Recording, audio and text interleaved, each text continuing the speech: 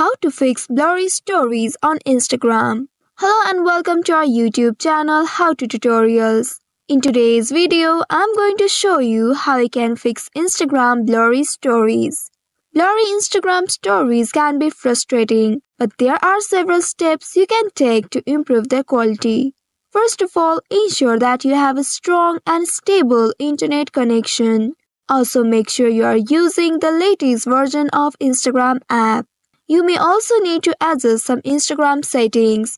For that, you will have to open your Instagram application on your mobile device and make sure you are logged into your account. Once you are logged in, you will reach to this interface, where at the bottom you will find various icons. Tap on your profile icon at the right bottom below. You will be taken to your profile page. Here at the top right corner, you will find 3 horizontal lines. Tap on those 3 horizontal lines. Once you reach to this page, you scroll down until you find your app and media section.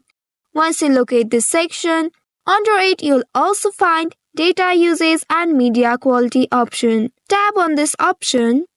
Here, as you can see, the first option that says data saver is turned on, due to which it restricts the videos to load in advance and high resolution. Make sure to turn this button off.